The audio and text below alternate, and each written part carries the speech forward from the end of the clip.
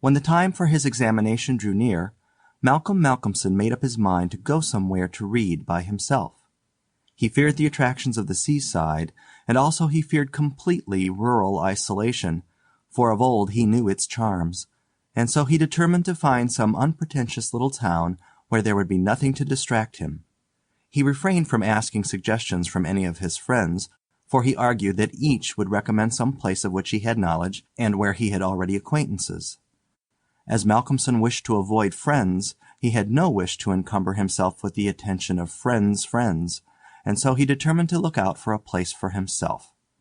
He packed a portmanteau with some clothes and all the books he required, and then took ticket for the first name on the local timetable which he did not know. When, at the end of 3 hours' journey, he alighted at Benchurch, he felt satisfied that he had so far obliterated his tracks as to be sure of having a peaceful opportunity of pursuing his studies. He went straight to the one inn which the sleepy little place contained, and put up for the night. Benchurch was a market town, and once in 3 weeks was crowded to excess. But for the remainder of the 21 days it was as attractive as a desert. Malcolmson looked around the day after his arrival to try to find quarters more isolated than even so quiet an inn as the Good Traveller afforded. There was only one place which took his fancy, and it certainly satisfied his wildest ideas regarding quiet. In fact, quiet was not the proper word to apply to it. Desolation was the only term conveying any suitable idea of its isolation. It was an old, rambling, heavy-built house of the Jacobean style, with heavy gables and windows, unusually small, and set higher than was customary in such houses, and was surrounded with a high brick wall massively built. Indeed, on examination, it looked more like a fortified house than an ordinary dwelling. But all these things pleased Malcolmson. Here, he thought, is the very spot I have been looking for, and if I can get opportunity of using it, I shall be happy. His joy was increased when he realized beyond doubt that it was not at present inhabited. From the post office he got the name of the agent, who was rarely surprised at the application to rent a part of the old house. Mr. Carnford, the local lawyer and agent, was a genial old gentleman, and frankly confessed his delight at any one being willing to live in the house. "To tell you the truth," he said, "I should be only too happy on behalf of the owners to let any one have the house rent-free for a term of years, if only to accustom the people here to see it inhabited. It has been so long empty that some kind of absurd prejudice has grown up about it, and this can be best put down by its occupation, if only," he added with a sly glance at Malcolmson, "by a scholar like yourself, who wants its quiet for a time." Malcolmson thought it needless to ask the agent about the absurd prejudice. He knew he would get more information, if he should require it, on that subject from other quarters. He paid his 3 months' rent, got a receipt, and the name of an old woman who would probably undertake to do for him, and came away with the keys in his pocket.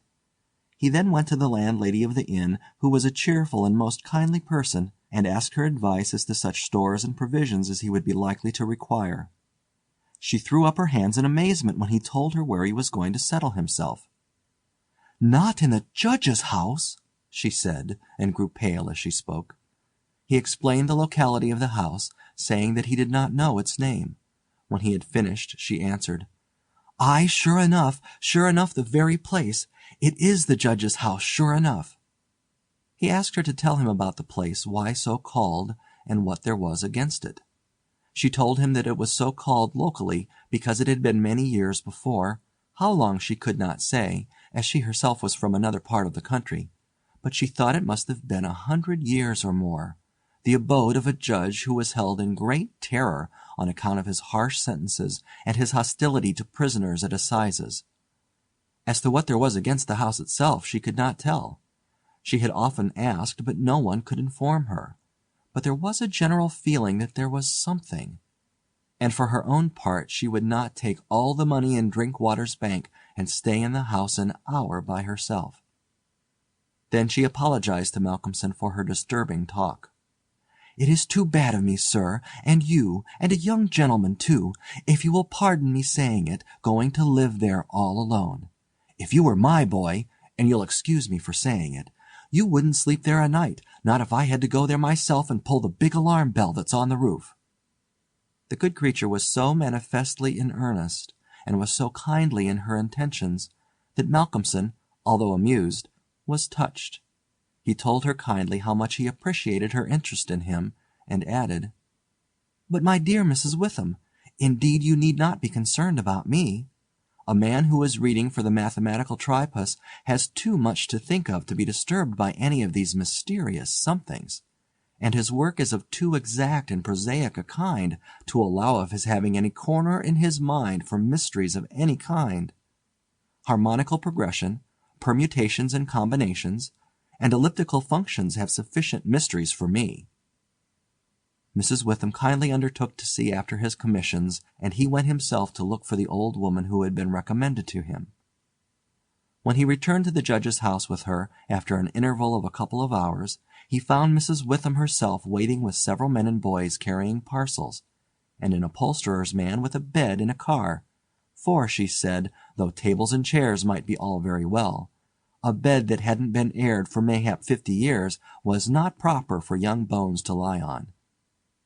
She was evidently curious to see the inside of the house, and though manifestly so afraid of the somethings that at the slightest sound she clutched on to Malcolmson, whom she never left for a moment, went over the whole place. After his examination of the house, Malcolmson decided to take up his abode in the great dining-room, which was big enough to serve for all his requirements, and Mrs. Witham, with the aid of the charwoman, Mrs. Dempster, proceeded to arrange matters.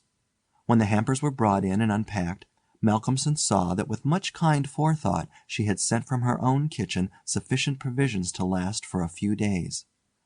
Before going she expressed all sorts of kind wishes, and at the door turned and said, "And perhaps, sir, as the room is big and draughty, it might be well to have one of those big screens put round your bed at night, though, to tell the truth, I would die myself if I were to be so shut in with all kinds of things that put their heads round the sides or over the top and look on me."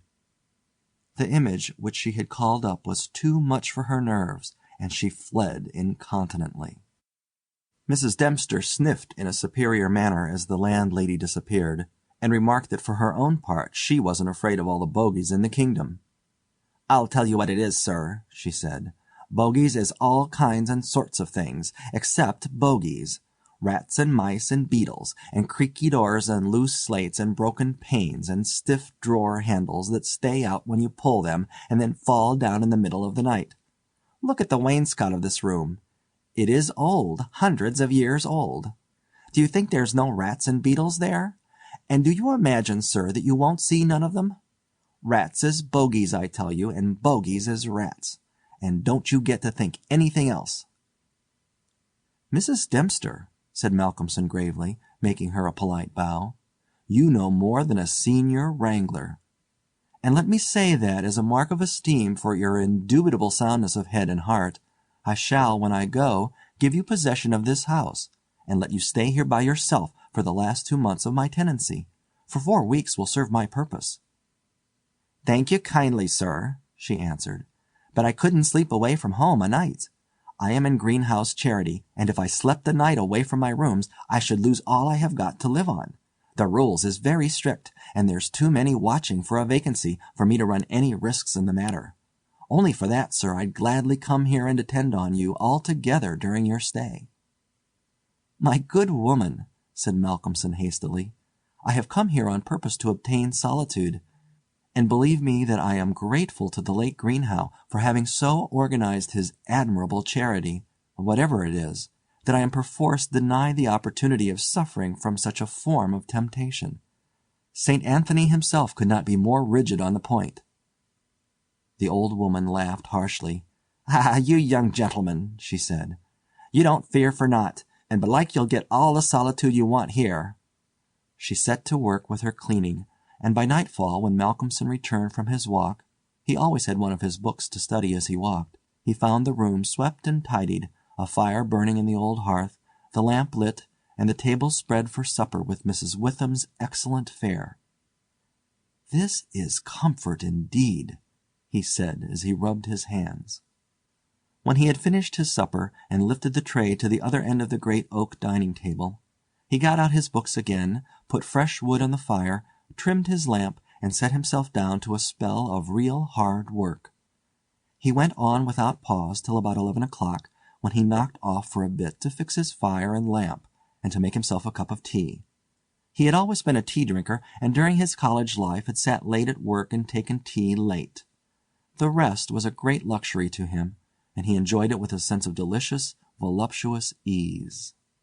The renewed fire leaped and sparkled and threw quaint shadows through the great old room, and as he sipped his hot tea he revelled in the sense of isolation from his kind. Then it was that he began to notice for the first time what a noise the rats were making. Surely, he thought, they cannot have been at it all the time I was reading.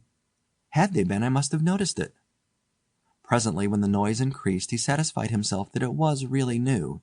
It was evident that at first the rats had been frightened at the presence of a stranger, and the light of the fire and lamp, but that as the time went on they had grown bolder, and were now disporting themselves as was their wont. How busy they were! And hark to the strange noises! Up and down behind the old wainscot, over the ceiling and under the floor they raced, and gnawed and scratched. Malcolmson smiled to himself as he recalled to mind the saying of Mrs. Dempster, "Bogies is rats, and rats is bogies." The tea began to have its effect of intellectual and nervous stimulus, and he saw with joy another long spell of work to be done before the night was past, and in the sense of security which it gave him, he allowed himself the luxury of a good look around the room. He took his lamp in one hand and went all around, wondering that so quaint and beautiful an old house had been so long neglected. The carving of the oak on the panels of the wainscot was fine, and on and round the doors and windows it was beautiful and of rare merit. There were some old pictures on the walls, but they were coated so thick with dust and dirt that he could not distinguish any detail of them, though he held his lamp as high as he could over his head. Here and there, as he went round, he saw some crack or hole blocked for a moment by the face of a rat with its bright eyes glittering in the light, but in an instant it was gone, and a squeak and a scamper followed. The thing that most struck him, however, was the rope of the great alarm bell on the roof, which hung down in a corner of the room on the right-hand side of the fireplace. He pulled up close to the hearth a great high-backed carved oak chair, and sat down to his last cup of tea. When this was done he made up the fire and went back to his work, sitting at the corner of the table, having the fire to his left. For a little while the rats disturbed him somewhat with their perpetual scampering, but he got accustomed to the noise as one does to the ticking of a clock or to the roar of moving water, and he became so immersed in his work that everything in the world, except the problem which he was trying to solve, passed away from him. He suddenly looked up, his problem was still unsolved, and there was in the air that sense of the hour before the dawn which is so dread to doubtful life. The noise of the rats had ceased. Indeed, it seemed to him that it must have ceased but lately, and that it was the sudden cessation which had disturbed him. The fire had fallen low, but still it threw out a deep red glow. As he looked he started, in spite of his sang-froid. There, on the great high-backed carved oak chair by the right side of the fireplace, sat an enormous rat, steadily glaring at him with baleful eyes. He made a motion to it as though to hunt it away, but it did not stir. Then he made the motion of throwing something. Still it did not stir, but showed its great white teeth angrily, and its cruel eyes shone in the lamplight with an added vindictiveness. Malcolmson felt amazed, and seizing the poker from the hearth ran at it to kill it. Before, however, he could strike it, the rat, with a squeak that sounded like the concentration of hate, jumped upon the floor, and running up the rope of the alarm bell, disappeared in the darkness beyond the range of the green-shaded lamp. Instantly, strange to say, the noisy scampering of the rats in the wainscot began again. By this time Malcolmson's mind was quite off the problem, and as a shrill cock-crow outside told him of the approach of morning, he went to bed and to sleep. He slept so sound that he was not even waked by Mrs. Dempster coming in to make up his room. It was only when she had tidied up the place and got his breakfast ready and tapped on the screen which closed in his bed that he woke. He was a little tired still after his night's hard work, but a strong cup of tea soon freshened him up, and, taking his book, he went out for his morning walk, bringing with him a few sandwiches lest he should not care to return till dinner-time. He found a quiet walk between high elms some way outside the town, and here he spent the greater part of the day studying his Laplace. On his return he looked in to see Mrs. Witham and to thank her for her kindness. When she saw him coming through the diamond-paned bay window of her sanctum, she came out to meet him and asked him in. She looked at him searchingly and shook her head as she said, "You must not overdo it, sir. You are paler this morning than you should be. 2 late hours and too hard work on the brain isn't good for any man. But tell me, sir, how did you pass the night? Well, I hope? But my heart, sir, I was glad when Mrs. Dempster told me this morning that you were all right and sleeping sound when she went in." "Oh, I was all right," he answered, smiling. "The somethings didn't worry me as yet. Only the rats. And they had a circus, I tell you, all over the place. There was one wicked-looking old devil that sat up on my own chair by the fire and wouldn't go till I took the poker to him. And then he ran up the rope of the alarm bell and got to somewhere up the wall or the ceiling. I couldn't see where, it was so dark." "Mercy on us!" said Mrs. Witham. "An old devil, and sitting on a chair by the fireside! Take care, sir, take care. There's many a true word spoken in jest." "How do you mean? 'Pon my word, I don't understand." "An old devil, the old devil, perhaps. There, sir, you needn't laugh," for Malcolmson had broken into a hearty peal. "You young folks thinks it's easy to laugh at things that make older ones shudder. Never mind, sir, never mind. Please God, you'll laugh all the time. It's what I wish for you myself." And the good lady beamed all over in sympathy with his enjoyment, her fears gone for a moment. "Oh, forgive me," said Malcolmson presently. "Don't think me rude, but the idea was too much for me, that the old devil himself was on the chair last night," and at the thought he laughed again. Then he went home to dinner. This evening the scampering of the rats began earlier. Indeed, it had been going on before his arrival, and only ceased while his presence by its freshness disturbed them. After dinner he sat by the fire for a while and had a smoke, and then, having cleared his table, began to work as before. Tonight the rats disturbed him more than they had done on the previous night. How they scampered up and down and over and under! How they squeaked and scratched and gnawed! How they, getting bolder by degrees, came to the mouths of their holes, and to the chinks and cracks and crannies in the wainscoting, till their eyes shone like tiny lamps as the firelight rose and fell. But to him, now doubtless accustomed to them, their eyes were not wicked. Only their playfulness touched him. Sometimes the boldest of them made sallies out on the floor or along the mouldings of the wainscot.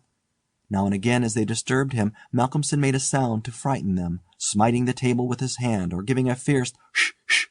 so that they fled straightway to their holes. And so the early part of the night wore on, and despite the noise Malcolmson got more and more immersed in his work. All at once he stopped, as on the previous night, being overcome by a sudden sense of silence. There was not the faintest sound of gnaw, or scratch, or squeak. The silence was as of the grave. He remembered the odd occurrence of the previous night, and instinctively he looked at the chair standing close by the fireside, and then a very odd sensation thrilled through him. There, on the great old high-backed carved oak chair beside the fireplace, sat the same enormous rat, steadily glaring at him with baleful eyes. Instinctively he took the nearest thing to his hand, a book of logarithms, and flung it at it. The book was badly aimed, and the rat did not stir. So again the poker performance of the previous night was repeated, and again the rat, being closely pursued, fled up the rope of the alarm bell. Strangely, too, the departure of this rat was instantly followed by the renewal of the noise made by the general rat community. On this occasion, as on the previous one, Malcolmson could not see at what part of the room the rat disappeared, for the green shade of his lamp left the upper part of the room in darkness, and the fire had burned low.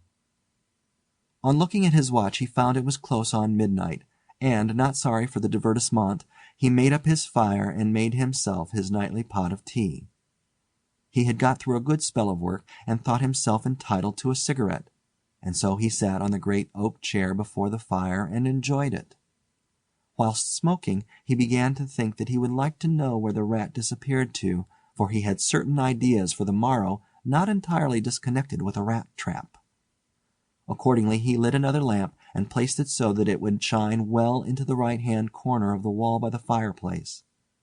Then he got all the books he had with him and placed them handy to throw at the vermin. Finally he lifted the rope of the alarm bell and placed the end of it on the table, fixing the extreme end under the lamp. As he handled it he could not help noticing how pliable it was, especially for so strong a rope, and one not in use. You could hang a man with it, he thought to himself. When his preparations were made, he looked around and said complacently, "There now, my friend, I think we shall learn something of you this time." He began his work again, and though as before somewhat disturbed at first by the noise of the rats, soon lost himself in his propositions and problems. Again he was called to his immediate surroundings suddenly.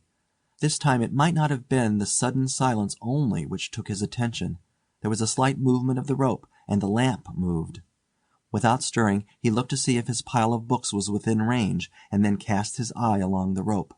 As he looked he saw the great rat drop from the rope on the oak arm-chair and sit there glaring at him. He raised the book in his right hand, and taking careful aim, flung it at the rat.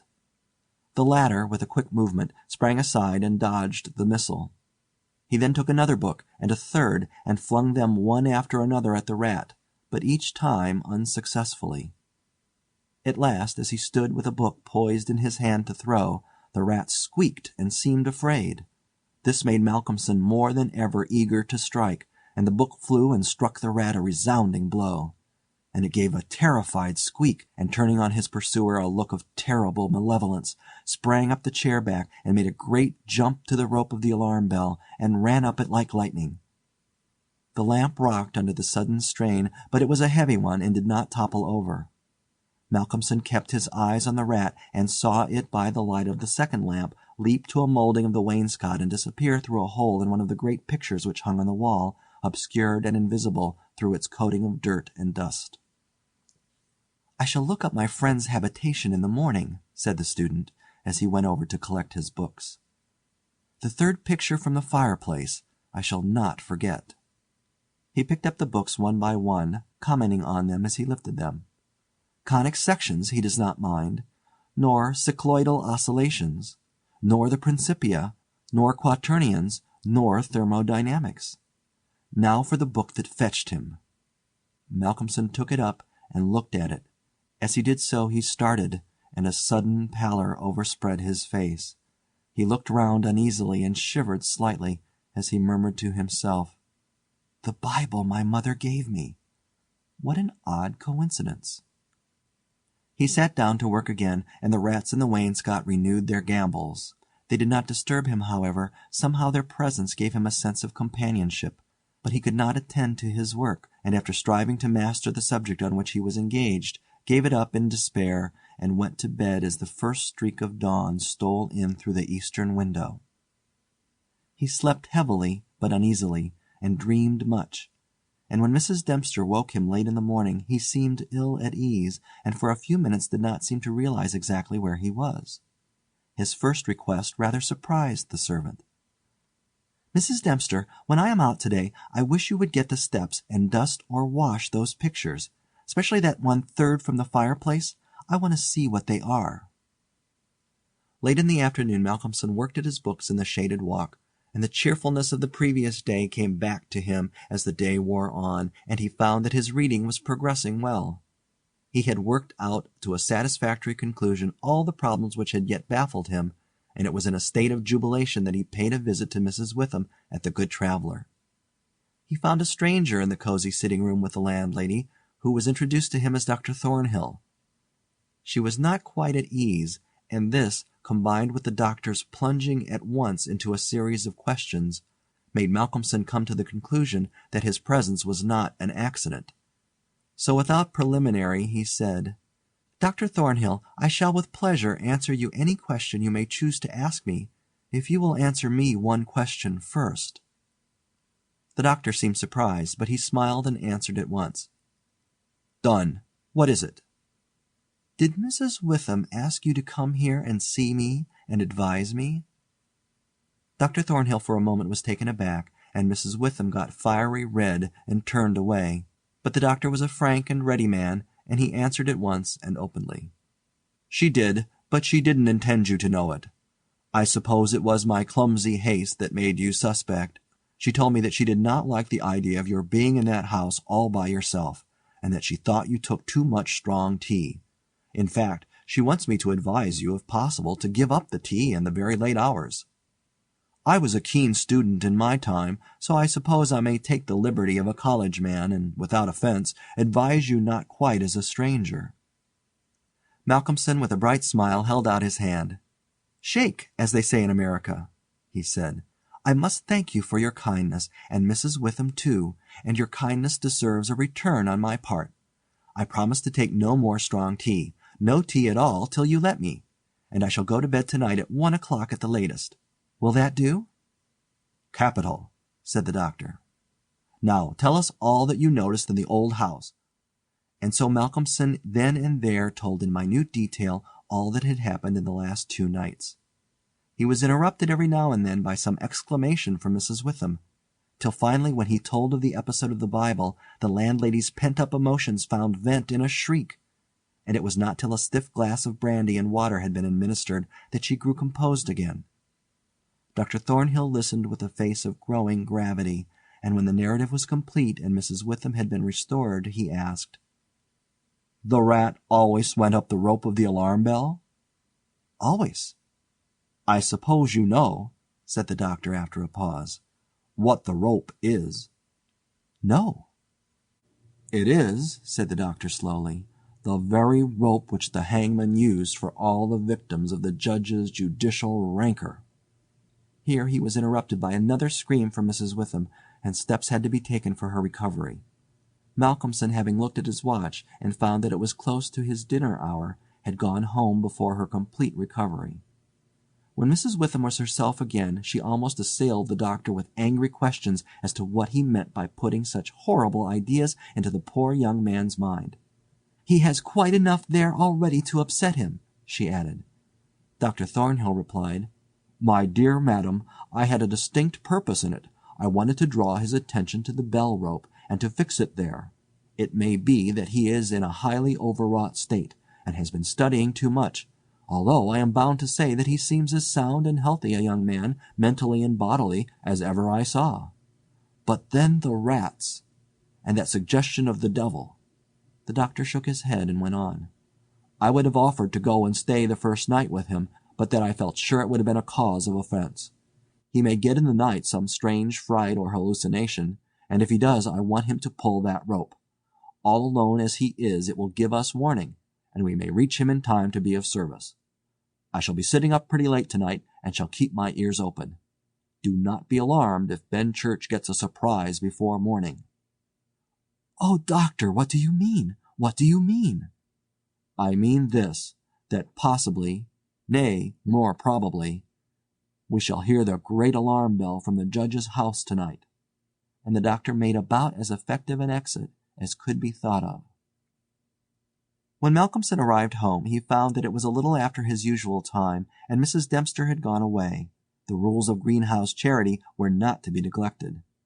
He was glad to see that the place was bright and tidy, with a cheerful fire and a well-trimmed lamp. The evening was colder than might have been expected in April, and a heavy wind was blowing with such rapidly increasing strength that there was every promise of a storm during the night. For a few minutes after his entrance the noise of the rats ceased, but so soon as they became accustomed to his presence they began again. He was glad to hear them, for he felt once more the feeling of companionship in their noise, and his mind ran back to the strange fact that they only ceased to manifest themselves when that other, the great rat with the baleful eyes, came upon the scene. The reading lamp only was lit, and its green shade kept the ceiling and the upper part of the room in darkness, so that the cheerful light from the hearth spreading over the floor and shining on the white cloth laid over the end of the table was warm and cheery. Malcolmson sat down to his dinner with a good appetite and a buoyant spirit.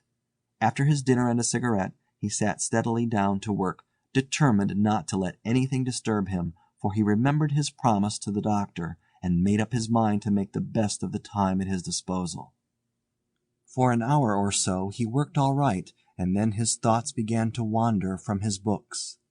The actual circumstances around him, the calls on his physical attention, and his nervous susceptibility were not to be denied. By this time the wind had become a gale, and the gale a storm.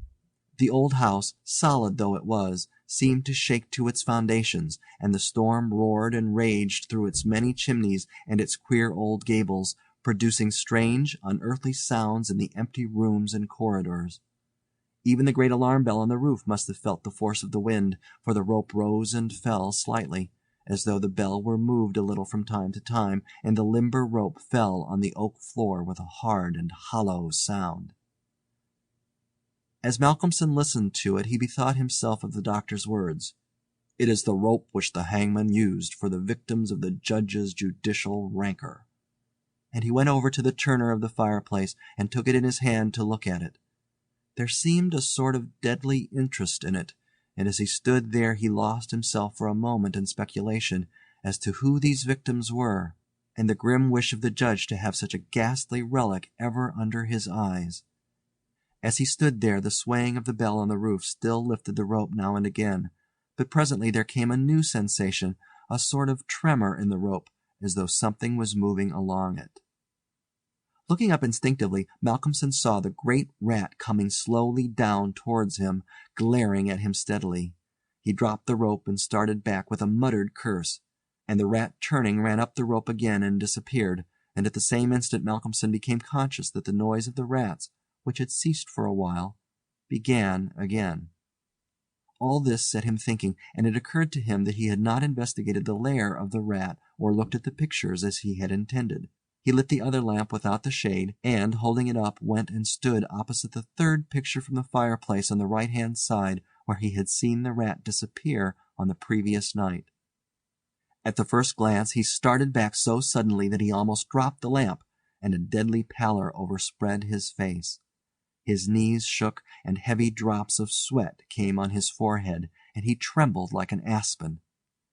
But he was young and plucky, and pulled himself together, and after the pause of a few seconds stepped forward again, raised the lamp, and examined the picture which had been dusted and washed, and now stood out clearly. It was of a judge, dressed in his robes of scarlet and ermine. His face was strong and merciless, evil, crafty, and vindictive, with a sensual mouth, hooked nose of ruddy color, and shaped like the beak of a bird of prey. The rest of the face was of a cadaverous color. The eyes were of peculiar brilliance, and with a terribly malignant expression. As he looked at them, Malcolmson grew cold, for he saw there the very counterpart of the eyes of the great rat. The lamp almost fell from his hand. He saw the rat with its baleful eyes peering out through the hole in the corner of the picture, and noted the sudden cessation of the noise of the other rats. However, he pulled himself together, and went on with his examination of the picture. The judge was seated in a great high-backed carved oak chair on the right side of a great stone fireplace where, in the corner, a rope hung down from the ceiling, its end lying coiled on the floor. With a feeling of something like horror, Malcolmson recognized the scene of the room as it stood, and gazed around him in an awe-struck manner as though he expected to find some strange presence behind him. Then he looked over to the corner of the fireplace, and with a very loud cry he let the lamp fall from his hand. There, in the judge's arm-chair, with the rope hanging behind, sat the rat with the judge's baleful eyes, now intensified and with a fiendish leer. Save for the howling of the storm without, there was silence. The fallen lamp recalled Malcolmson to himself. Fortunately it was of metal, and so the oil was not spilt. However, the practical need of attending to it settled at once his nervous apprehensions. When he had turned it out, he wiped his brow and thought for a moment. "This will not do," he said to himself. "If I go on like this, I shall become a crazy fool. This must stop. I promised the doctor I would not take tea. Faith, he was pretty right. My nerves must have been getting into a queer state. Funny I did not notice it. I never felt better in my life. However, it is all right now, and I shall not be such a fool again." Then he mixed himself a good stiff glass of brandy and water, and resolutely sat down to his work. It was nearly an hour when he looked up from his book, disturbed by the sudden stillness. Without, the wind howled and roared louder than ever, and the rain drove in sheets against the windows, beating like hail on the glass.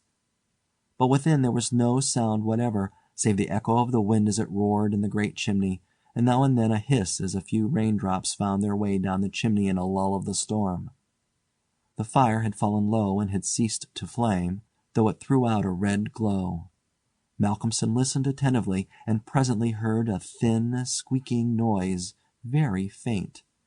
It came from the corner of the room where the rope hung down, and he thought it was the creaking of the rope on the floor as the swaying of the bell raised and lowered it. Looking up, however, he saw in the dim light the great rat clinging to the rope and gnawing it. The rope was already nearly gnawed through. He could see the lighter color where the strands were laid bare. As he looked, the job was completed, and the severed end of the rope fell clattering on the oaken floor, whilst for an instant the great rat remained like a knob or tassel at the end of the rope, which now began to sway to and fro. Malcolmson felt for a moment another pang of terror as he thought that now the possibility of calling the outer world to his assistance was cut off. But an intense anger took its place, and seizing the book he was reading, he hurled it at the rat. The blow was well aimed, but before the missile could reach him the rat dropped off and struck the floor with a soft thud. Malcolmson instantly rushed over towards him, but it darted away and disappeared in the darkness of the shadows of the room. Malcolmson felt that his work was over for the night, and determined then and there to vary the monotony of the proceedings by a hunt for the rat, and took off the green shade of the lamp so as to ensure a wider spreading light. As he did so the gloom of the upper part of the room was relieved, and in the new flood of light, great by comparison with the previous darkness, the pictures on the wall stood out boldly. From where he stood Malcolmson saw right opposite to him the third picture on the wall from the right of the fireplace. He rubbed his eyes in surprise, and then a great fear began to come upon him. In the center of the picture was a great irregular patch of brown canvas, as fresh as when it was stretched on the frame. The background was as before, with chair and chimney corner and rope, but the figure of the judge had disappeared. Malcolmson, almost in a chill of horror, turned slowly round, and then he began to shake and tremble like a man in a palsy. His strength seemed to have left him, and he was incapable of action or movement, hardly even of thought. He could only see and hear. There, on the great high-backed carved oak chair, sat the judge in his robes of scarlet and ermine, with his baleful eyes glaring vindictively, and a smile of triumph on the resolute, cruel mouth, as he lifted with his hands a black cap. Malcolmson felt as if the blood was running from his heart, as one does in moments of prolonged suspense. There was a singing in his ears. Without, he could hear the roar and howl of the tempest, and through it, swept on the storm, came the striking of midnight by the great chimes in the market-place. He stood for a space of time that seemed to him endless, still as a statue, and with wide-open, horror-struck eyes, breathless.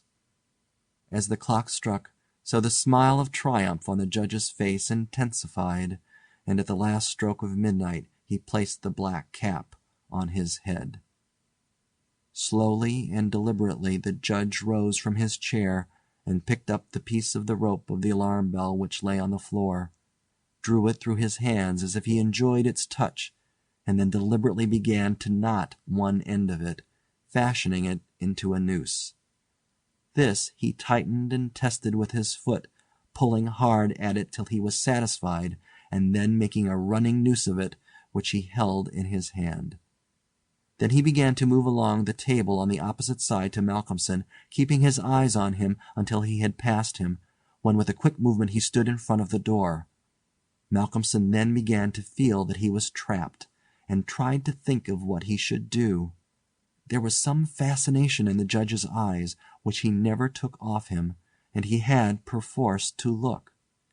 He saw the judge approach, still keeping between him and the door, and raise the noose and throw it towards him as if to entangle him. With a great effort he made a quick movement to one side and saw the rope fall beside him, and heard it strike the oaken floor. Again the judge raised the noose and tried to ensnare him, ever keeping his baleful eyes fixed on him, and each time by a mighty effort the student just managed to evade it. So this went on for many times, the judge seeming never discouraged nor discomposed at failure, but playing as a cat does with a mouse. At last, in despair, which had reached its climax, Malcolmson cast a quick glance round him. The lamp seemed to have blazed up, and there was a fairly good light in the room.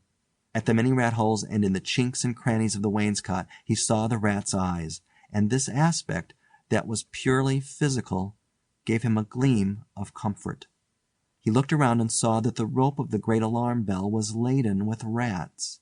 Every inch of it was covered with them, and more were pouring through the small circular hole in the ceiling whence it emerged, so that with their weight the bell was beginning to sway. Hark! It had swayed till the clapper had touched the bell. The sound was but a tiny one, but the bell was only beginning to sway, and it would increase. At the sound the judge, who had been keeping his eyes fixed on Malcolmson, looked up, and a scowl of diabolical anger overspread his face.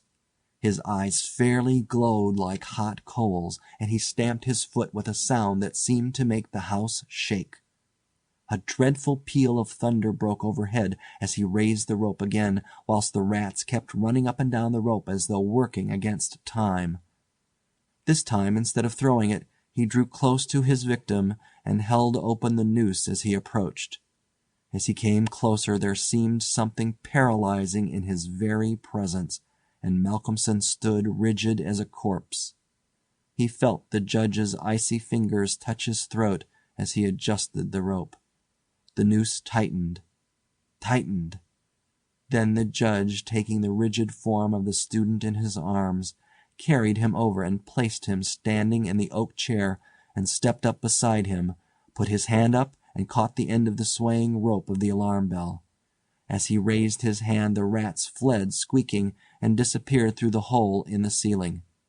Taking the end of the noose which was round Malcolmson's neck, he tied it to the hanging bell rope, and then descending pulled away the chair. When the alarm bell of the judge's house began to sound, a crowd soon assembled. Lights and torches of various kinds appeared, and soon a silent crowd was hurrying to the spot. They knocked loudly at the door, but there was no reply. Then they burst in the door and poured into the great dining room, the doctor at the head. There, at the end of the rope of the great alarm bell, hung the body of the student, and on the face of the judge in the picture was a malignant smile.